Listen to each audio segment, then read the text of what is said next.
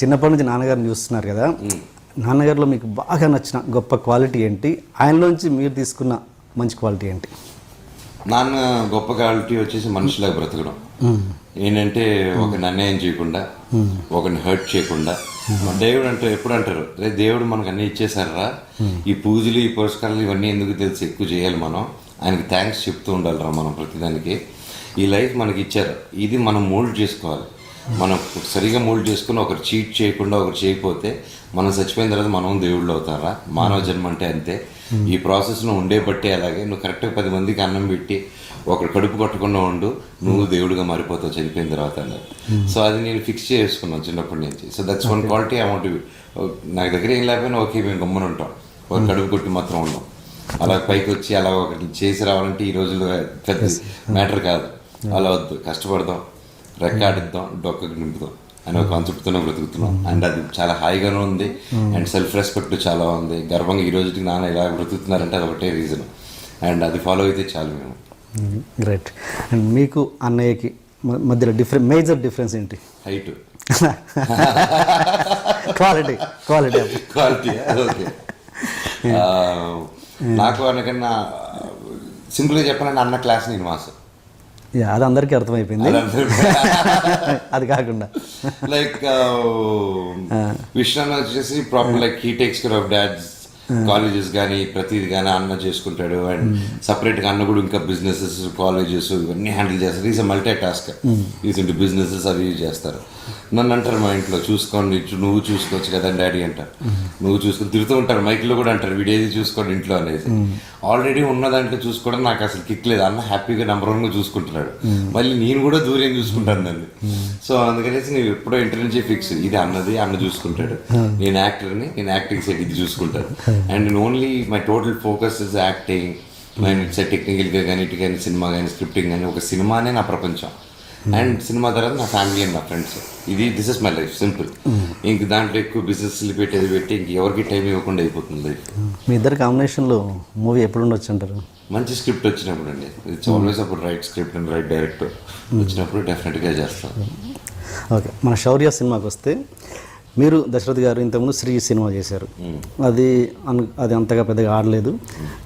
తర్వాత మళ్ళీ దశరథ్ గారికి కలిసి పనిచేయడానికి మేజర్ మిమ్మల్ని అట్రాక్ట్ చేసిన పాయింట్ ఏంటి? స్క్రిప్ట్ అండి. Main script. ఆయన ఫస్ట్ అపాయింట్మెంట్ ఇచ్చిన కారణం మెయిన్ ఏంటంటే నాకు is a very good technician. ఆయన మంచి డైరెక్టర్. అండ్ మాకు అంతకంటే ఎక్కువ నాకు అనుబంధం ఆయన ఉంటే. సో ఆయన సక్సెస్ ఫెయిల్యూర్ ఇవేవి నేను చూడలేదు. మెయిన్గా నేను చూసింది ఎప్పుడు మామూలుగా చూసేది ఒక మనిషి హార్డ్ వర్క్ చేస్తే కరెక్ట్ స్క్రిప్ట్ అన్ని పడినప్పుడు వస్తుంది, ఆ టాలెంట్ ఉన్నప్పుడు. And is a talented director. ఈ మేబీ ఈ didn't get right scripts in between అంతే. అండ్ నాకు కూడా I didn't get right scripts in one between.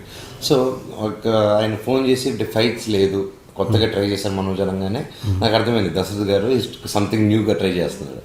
So నన్ను ఫైట్స్ లేకుండా అడిగారంటే ఏదో కొత్తది పెట్టుకుని వచ్చాడు, స్ట్రాంగ్ పాయింట్. ఇమీడియట్గా రండి అని చెప్పేసి ఇమీడియట్గా విని హాఫ్ అన్ అవర్లో ఓకే చేశాను స్క్రిప్ట్, 1 సిట్టింగ్లోనే చేసి. అదిరిపోయింది గురు, నాకు యాస్టీస్ తెర మీద ఎక్కియండి, నేను ఇంకేం అడగను. అదొకటే మేము ప్రివ్యూ రోజు అడుగుతాను నాకు డౌట్స్ ఉంటే, అప్పటివరకు ఇదే ఎక్కింది నాకు అని చెప్పొద్దు. కానీ షూటింగ్ టైంలో కూడా నాకు ఏదైతే చెప్పాడో అదే తీసుకెళ్లారు. ఫైనల్గా నాకు అద్భుతమైన సినిమా తీసి పెట్టారు. నాకు నేను సాటిస్ఫై అయ్యేంత సినిమా. మీరు మేజర్గా ప్రతి సినిమాకి మీరు మేజర్గా ఇంపార్టెన్స్ ఇచ్చే పాయింట్స్ ఏంటి? ఒక సినిమా మీరు ఓకే చేయడానికి ఏది ఇంపార్టెన్స్, ఏది ఎక్కువ? ఐ డోంట్ నో, నా క్వశ్చన్కి ఆన్సర్ చేయలేకపోవచ్చు. అప్పుడు మూడు బట్టి. అంటే ఇట్స్ ఆల్ సినిమా అనేది ఇట్స్ అన్ ఎమోషన్, ఇట్స్ ఇది you have to try. So నేను మామూలుగా ఇప్పుడు నెక్స్ట్ ఆల్రెడీ రెడీగా ఉంది. సో ఇప్పుడు దాని మీద వర్క్ దిగిపోతాను. అది జరిగేటప్పుడు ఇంకోటి ఏదైనా 1 or 2 వచ్చింది అనుకోండి, నేను హోల్డ్ చేస్తాను ఇమీడియట్గా.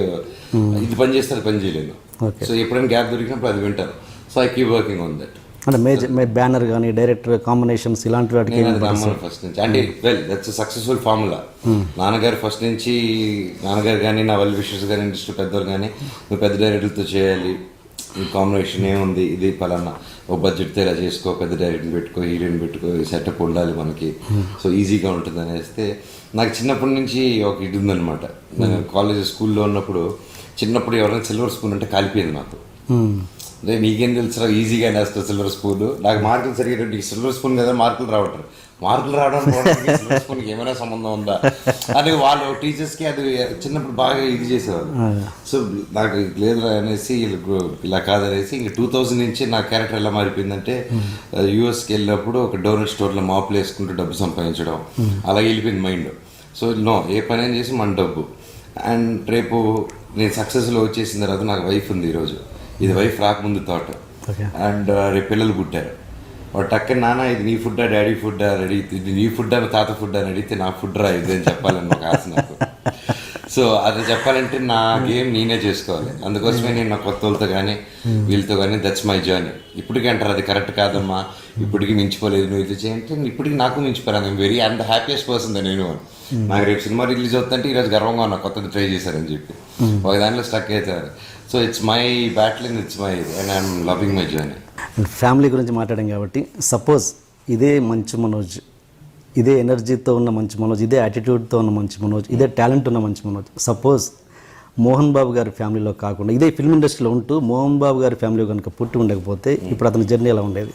ఇలాగే ఉండేది అనుకుంటారు. రియల్లీ నాకు తెలిసి ఇలాగే కొత్త సినిమాలు చేసేవాడిని, అప్పుడు కొత్త డైరెక్టర్లతోనే చేసేవాడిని. అంటే ఇంతమంది ఇంత సాఫీగా ఉండేదా జర్నీ అని? సాఫీగా ఉండేది నాది, ఇప్పుడు సాఫీగా లేదండి. నేను ఎవరు చెప్పారు అంత సాఫీగా? నా జర్నీ ఐఎమ్ క్రియేటింగ్. నా జర్నీ కానీ నాది కానీ it's my own fight. It's like నా ఫైట్ బయటకు వచ్చి చెప్పుకోను అంతే. అంతేనా? నా ఫైట్ కూడా ఐ డీల్ ఇట్ విత్. ఎలా అండి సపోజ్ చెప్పండి ప్రేక్షకుల గురించి. For example a movie and it's not easy to make a movie with new comers, new దీంతో కానీ ఇది కానీ డిఫరెంట్ స్క్రిప్ట్స్ కానీ ఇవి 1-2 కానీ ఇలా డిఫరెంట్గా చేస్తూ పోయింది అనుకోండి, కెరీరే ఉండదు. అండ్ నేను అలా భయపడిపోయి వెళ్ళి చేసిన అయితే ఎప్పుడో ట్రైల్ చేసేవాడిని పెద్దోళ్ళని వీడేసుకొని. And this my 11th year running, 11th yearకి వచ్చాను. ఇంకా రాబోతుంది, ఇంకా స్టిల్ 10th year అయిపోయి 11th ఉన్నా.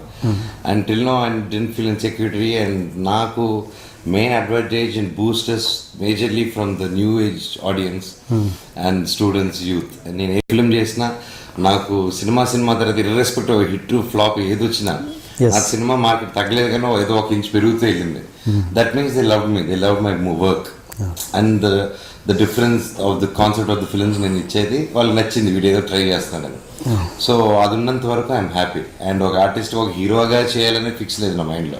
అటు విలన్గా రెడీ, అటు కమెడియన్గా రెడీ, దేనికైనా రెడీ క్యారెక్టర్ వచ్చినప్పుడు. సో నా మైండ్ సెట్ అలా ఫిక్స్ అయిపోయింది కాబట్టి I'm for me thus no way thus tension coming. ఈ చుట్టుపక్కలకి రాదు టెన్షన్, లోపల రాదు. ఓకే. ఆర్జీవి గారి అటాక్ ఏంటి? అందరు ఈగర్గా వెయిట్ చేస్తున్నారు బయట జనాలేమో, మీరు ఇంకా ఏంటి అది దాంట్లో? సింపుల్ ఈక్వేషన్, ఆఫ్టర్ షౌర్య వస్తే they can sell it for even bigger rates. So that's the only reason. So they're just makers are waiting for that reason. So ఇది అయిన వెంటనే he'll do that. Okay. And ఒకటి చెప్పండి, మీ energy levels అనేది అందరికీ తెలుసు, but ఇంకా నేను ఒక ప్రేక్షకుడికి అడుగుతున్నమాట, ఇది ఇంత ఎనర్జీ ఉన్న మనోజ్కి ఇంకా పడాల్సినంత తగ్గట్టుగా ఏదో సినిమా రాలేదు, ఇంకేదో వెళితే అని ఫీల్ అవుతుంటాను నేను. నాలాంటి వాళ్ళు చాలా మంది కామన్లీ ఆస్క్ క్వశ్చన్, ఏంటి దాని వెనుక రీజన్ ఏంటి? ఇంకా మీరు ఆ లోటు మీకు ఉందా? నాకు లేదు ఆ లోటు, జనాలకు ఉంది. నా వెల్ విషెస్ అందరికి ఉంది ఆ లోటు, బట్ నాకు ఆ లోటు లేదు. So I'm happy what I'm doing. Success failure అనేది వచ్చినప్పుడు వస్తుంది, అది వచ్చినప్పుడు ఎవరు ఆపలేరు. So the range of success as long as నన్ను తిట్టుకోకుండా నేను చేసిన సినిమాలు అబ్బా అనకుండా ఉంటే చాలు, అప్పుడు అనకుండా కాపాడుకుంటూ వస్తున్నాను. So in that as an actor I'm success in that way. Success అందరూ ఒప్పుకుంటారు.